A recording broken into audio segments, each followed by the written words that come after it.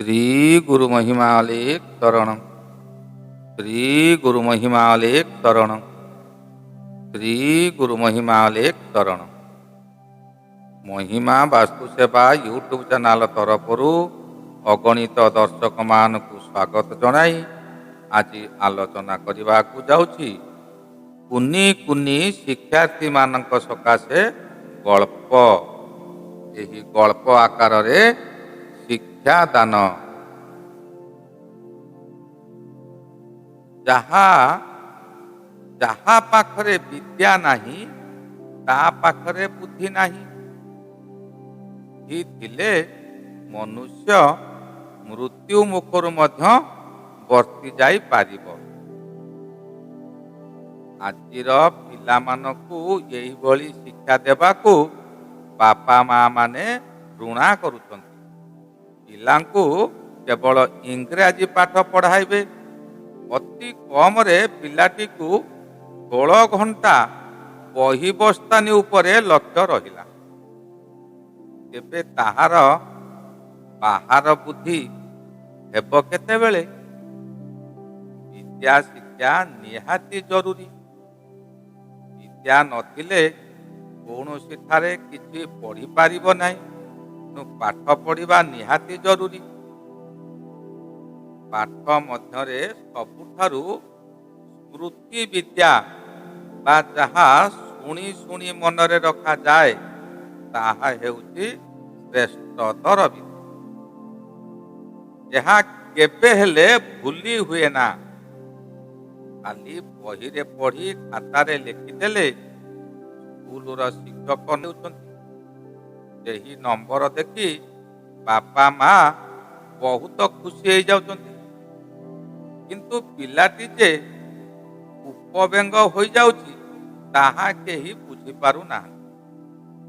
आपण देखिबे बहु पिला गरीब घर पिला होइतिबे। तो उपस्थिति ज्ञान तांकर एपरि थिबो जे बड़ बड़ ज्ञानी मानू धनी संख्या बहुत हो गले।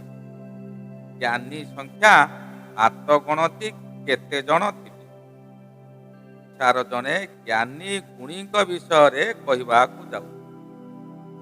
आपण मानकु मोर अनुरोध जो माने प्रथम करी आमर ये चैनल को आसीचंती सेमाने गोटे सब्सक्राइब करी पाखरे आसुथिबा बेल आइकन को दबाई दियो। जहा द्वारा आमर जेतेबेले वीडियो अपलोड हेबो सर्वप्रथमे आसंतु एबे आरंभ करिबा। एबे जेपरी ओडिशारू बहु व्यक्ति विभिन्न राज्य रे जाई बसवास करी रही सेठाकार बासिंदा होइछंती। ओडिशा को गरीब राज्य पूर्वरु कहूतिले एबे मध्य कहउछंती। किंतु ओडिशा एबे गरीब राज्य नुहे। ओडिशा एबे गर्वी राज्य। यही गर्वी राज्य रूपरे ओडिशा परिणत होई गला।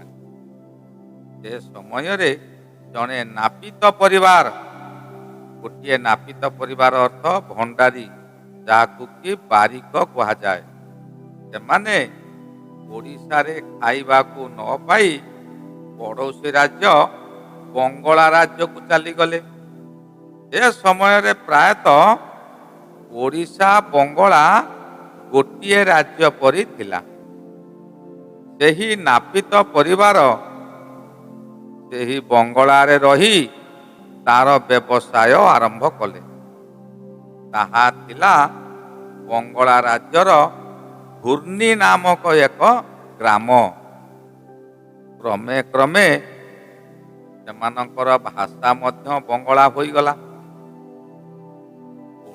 ओडिशा एपरी जाति सेमाने जेउठाकू जिबे से स्थान रे तांको भाषा कही सेमाने चली पारिबे और सेठाकार भाषा को सेमाने आपणे पारिबे। एमाने मध्य बंगला भाषी होई गले। पर पीढ़ी रे धीरे धीरे गरीब होई गले। कारण धन चिरस्थायी नुहे कि व्यवसाय मध्य चिरस्थायी नुहे। ବାପା ମା ସର୍ବଦା ଈଶ୍ୱର ବିଶ୍ୱାସୀ ଥିଲେ। କୃଷ୍ଣ ନାମ ତାଙ୍କର ମୁଖ୍ୟ ନାମ ଥିଲା। ସ୍ୱପନେ କୃଷ୍ଣ ଗୋପାଳ ନାମ ଜପୁଥିଲେ। ଶାସ୍ତ୍ରରେ ଅଛି, କୃଷ୍ଣ ନାମ ଯିଏ ଜପେ ତାହାର ଖଣ୍ଡିଆ ଚାଳ ଘର ଖଣ୍ଡିଏ ଥାଏ। ଧୀରେ ଧୀରେ ଏମାନଙ୍କର ଅବସ୍ଥା ସେହିପରି ହୋଇଗଲା। କିଛି ଦିନ ପରେ ତାଙ୍କ କୋଳକୁ ଗୋଟିଏ ପୁତ୍ର ସନ୍ତାନ ଆସିଲା। ସେମାନେ ଅତ୍ୟନ୍ତ ଖୁସି ହୋଇଗଲେ। କୃଷ୍ଣ ଗୋପାଳଙ୍କୁ ପୂଜା କରୁଥିବାରୁ ସେ ପୁତ୍ରର ନାମ ରଖିଲେ ଗୋପାଳ। ପିଲାଟି ଧୀରେ ଧୀରେ ବଡ଼ ହେଲା। ବାପା ମା ନ ଖାଇ ପିଲାଟିକୁ ଖାଇବାକୁ ଦେଉଥିଲେ। ପିଲାଟି ଖାଇ ଖାଇ ଏପରି ସ୍ୱାସ୍ଥ୍ୟ ହେଲା ଯେ ଗୋଟିଏ ଫୁଟବଲ ପରି ଦେଖାଯାଉଥିଲା। ଏହାପରେ ଆସିଲା ଦୁଃଖର ସମୟ। ଗୋପାଳକୁ ଯେତେବେଳେ 9 ବର୍ଷ, ସେ ସମୟରେ ତାଙ୍କ ପିତାଙ୍କର ମୃତ୍ୟୁ ହୋଇଗଲା। ଗୋପାଳ ସେଇଦିନ ଠାରୁ ପିତୃହରା ହୋଇଗଲେ। ଏ ପିଲା ଯଦି ପିତୃହରା ହୋଇଯାଏ, ତେବେ ସେ ପିଲା ମାତୃ ସ୍ନେହରେ ବାରବୁଲା ଚଗଲା ହୋଇଯାଏ। ଗୋପାଳର ମଧ୍ୟ ଅବସ୍ଥା ତାହା ହେଲା। ବାହାର ବଙ୍ଗାଳୀ ପିଲାମାନଙ୍କ ସହ ମିଶିଲା। ସମସ୍ତେ ତାଙ୍କୁ ଗୋପାଳ ଉଡ଼େ ବୋଲି ଡାକନ୍ତି। କାରଣ ଗୋପାଳ ଓଡ଼ିଶାର ପିଲା। ଓଡ଼ିଆକୁ ବଙ୍ଗଳାରେ ଉଡ଼େ ବୋଲି କୁହନ୍ତି।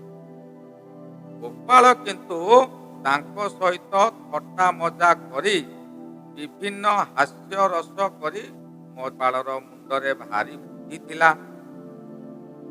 ନଥାଉ କଣ ହେଲା, ସେ ଏପରି କଥା କହୁଥିଲା ଯେ ସମସ୍ତେ ଖୁସି ହୋଇଯାଉଥିଲେ। ତାଙ୍କ କଥାରେ ଯାଦୁ ଶକ୍ତି ଥିଲା। ବହୁ ଧୈର୍ଯ୍ୟବାନ ମଧ୍ୟ ଥିଲେ। ସର୍ବଦା ସତ୍ୟବାଦୀ ଥିଲେ। ସତ କଥା ବ୍ୟତୀତ ମିଥ୍ୟାକୁ ଘୃଣା କରୁଥିଲେ। ଯିଏ ସତ୍ ପଥରେ ଥାଏ ତାକୁ ଶୂନ୍ୟ ବିହାରୀ ସର୍ବଦା ଛାଇ ପରି ପାଖେ ପାଖେ ରହି ବିପଦରୁ ଉଦ୍ଧାର କରନ୍ତି। ଭଗବାନ କୁହନ୍ତି, ମୁଁ ବଡ଼ ନୁହେଁ, ମୋର ଭକ୍ତ ହେଉଛନ୍ତି ବଡ଼। ଭଗବାନଙ୍କର କୌଣସି ସତ୍ତା ନାହିଁ। ଭଗବାନଙ୍କୁ କେହି ଦେଖି ନାହାନ୍ତି। କିନ୍ତୁ ଯେ ସତ୍ କର୍ମରେ ଚାଲେ, ସେ ସତ୍ କର୍ମର ଫଳ ପାଏ, କିନ୍ତୁ ବିଳମ୍ବରେ ପାଏ। ଗୋପାଳ ଯଦି ଉଚିତ ଶିକ୍ଷା ଲାଭ କରିଥାନ୍ତେ, ତେବେ ସେ କଣ କରିଥାନ୍ତେ ଜାଣ? ସେ ବହୁତ ବଡ଼ ଜଣେ ହୋଇପାରିଥାନ୍ତେ। ତଥାପି ସେ ସବୁବେଳେ ହସ କଥା କହି ଅନ୍ୟମାନଙ୍କୁ ହସାଉଥିଲେ। ପରବର୍ତ୍ତୀ ସମୟରେ ତାକୁ ସମସ୍ତେ କହିଲେ, ଏ ଗୋପାଳଟା ଗୋଟେ ଭାଣ୍ଡୁଆଟେ ବେ। ବାପ ନାହିଁ, ମା କଥାକୁ ପଚାରେ କିଏ? ଏ ତ ରାଣ୍ଡି ପୁଅ ଅନନ୍ତା। ମା ପାଖରୁ ଖାଇ ଭାକୁର ମାଛ ପରି ହୋଇଛି। ସେଇ ଦିନ ଠାରୁ ଗୋପାଳକୁ ଆଉ ଗୋପାଳ ଉଡ଼େ ବୋଲି ନ ଡାକି ଗୋପାଳ ଭାଣ୍ଡ ବୋଲି ଡାକି। ଏହି ଗୋପାଳ ଭାଣ୍ଡ ବିଷୟରେ ଆପଣମାନଙ୍କୁ ମୁଁ କ୍ରମଶଃ ଭାବେ କିଛି ବିଷୟ ଶୁଣିବାକୁ ପ୍ରୟାସ ଜାରି ରଖିବି। ଆପଣମାନଙ୍କ ମନରେ କିଛି ହସର ଖୋରାକ ଯୋଗାଇବା ସହିତ ପିଲାମାନଙ୍କର ଶିକ୍ଷା ମଧ୍ୟ ହେବ। ଆପଣ ଜାଣନ୍ତୁ, ମନୁଷ୍ୟର ସର୍ବଦା ଯିଏ ହସ ମୁଖରେ ଥିବ, ଯିଏ ସର୍ବଦା ହସୁଥିବ, ତା ଦେହରେ ପ୍ରାୟ ରୋଗ ହୁଏ ନାହିଁ। ସେଥି ସକାଶେ ଏବେ ଦେଖନ୍ତୁ, ବହୁତ ହସ କ୍ଲବ ବା ଲାଫିଂ କ୍ଲବ କରୁଛନ୍ତି। କେବଳ ସକାଳେ ସନ୍ଧ୍ୟାବେଳେ ସେଠାରେ କିଛି ବ୍ୟକ୍ତି ଉପସ୍ଥିତ ହୋଇ ପାଗଳ ଭଳିଆ ହସିବେ ଖାଲି। ସେ ହସ ଅନ୍ତରର ହସ ନୁହେଁ, ଖାଲି ମୁହଁର ହସ ହସ କ୍ଲବ କରି କ'ଣ ରୋଗ ଭଲ କରି ହବ? ପ୍ରକୃତ ଜ୍ଞାନ ଥିବା ଲୋକ କଥା କଥାରେ ଅନ୍ୟକୁ ହସେଇ ପାରିବେ ଓ ନିଜେ ହସିବେ। ଏହାଦ୍ୱାରା ଅନ୍ୟର ରୋଗ ଭଲ ହେବା ସହିତ ନିଜର ମଧ୍ୟ ଜ୍ଞାନ ବଢ଼ିବ। ମୁଁ ଏହିଠାରେ ରହିଲି। ଏହାର ପରବର୍ତ୍ତୀ ବିଷୟ ଆପଣମାନଙ୍କୁ ମୁଁ ଅନ୍ୟ ଅଧ୍ୟାୟରେ ଜଣାଇବି। ଗୋପାଳ ଭାଣ୍ଡ କିପରି ରାଜା କୃଷ୍ଣଚନ୍ଦ୍ରଙ୍କ ସଭାରେ ଗୋପାଳ ହାସ୍ୟରସ ନାମରେ ପରିଚିତ ହେଲେ, ତାହାକୁ ସମସ୍ତେ ଗୋପାଳ ଭାଣ୍ଡ ବୋଲି ଡାକନ୍ତି। ସାଧାରଣତଃ ଆମ ଗାଁ ଗହଳିରେ ଦେଖିବେ, ବାରିକ ନାପିତ ଯାହାକୁ କୁହାଯାଏ, ବାରିକ ତାହାକୁ କୁହାଯାଏ, ଭଣ୍ଡାରୀ ମଧ୍ୟ ତାହାକୁ କୁହାଯାଏ। ଭଣ୍ଡାରୀ କହିବାର ଅର୍ଥ ଅଛି ବିଭିନ୍ନ, କାହିଁକି ତାକୁ ଭଣ୍ଡାରୀ କୁହାଯାଏ ସେ ବିଷୟରେ ଏଠି ଆଲୋଚନା କରିବାର ଆବଶ୍ୟକତା ନାହିଁ। ଜଣେ ବାରିକ ପ୍ରତ୍ୟେକ କାମରେ ଆଗେ ସେ ଲୋଡ଼ା ହୁଅନ୍ତି। ପ୍ରଥମେ ତାଙ୍କୁ ହିଁ ଡକାଯାଏ। ଆପଣଙ୍କର ଗୋଟିଏ ବାହାଘର ହେଲା, ବାହାଘରର ଝିଅ ଦେଖା କିମ୍ବା ପୁଅ ଦେଖା ଠାରୁ ଗୁଆ ଦବା ନବା, ବେଭାର ଦବା ନବା, ଘରର ଯାବତୀୟ କାମ କରିବା, ସମସ୍ତ ଜିନିଷ ସଂଗ୍ରହ କରି ଏକତ୍ର କରିବା, ଠିକ ସମୟରେ ବେଦୀ ପାଖରେ ନେଇ ପହଞ୍ଚାଇବା, ଏ ସବୁ କାମ ହେଉଛି ବାରିକର। ସମସ୍ତେ ବାରିକକୁ ଡାକୁଥିବେ। ବାରିକ ସବୁ କାମରେ ଆଗୁଆ ଥିବ, ସବୁ କାମ ଯୋଗଉଥିବ, କିନ୍ତୁ ତାକୁ କେହି ଭଲ ପାଆନ୍ତି ନାହିଁ। ତାକୁ ସମସ୍ତେ ବେଖାତିରି କରନ୍ତି। ତାକୁ କଥା କଥାରେ ଅପମାନ କରିବାକୁ ଚାହାନ୍ତି। ଗୋପାଳ କିନ୍ତୁ ଏପରି ବ୍ୟକ୍ତି ଥିଲେ, ତାଙ୍କୁ ଯଦି କେହି ଅପମାନ ସୂଚକ କଥା କହିଲେ, ଗୋପାଳ ସଙ୍ଗେ ସଙ୍ଗେ ତାର ଉତ୍ତର ଦେଇ ଅନ୍ୟ ଏହିପରି ଏକ ବିଷୟ ମୁଁ ପରବର୍ତ୍ତୀ ବିଷୟରେ ଆଲୋଚନା କରିବି। ଆଜି ମୁଁ ଏଇଠାରେ ରହିଲି। ମୋର ଆଶା ଆପଣଙ୍କ ମନରେ କିଛି ହସର ଖୋରାକ ଯୋଗାଇବା ସହିତ ଆପଣଙ୍କ ପିଲାମାନଙ୍କର କିଛି ଉନ୍ନତି ହେବ। ଶ୍ରୀ ଗୁରୁ ମହିମା ଅଲେଖ କରଣ।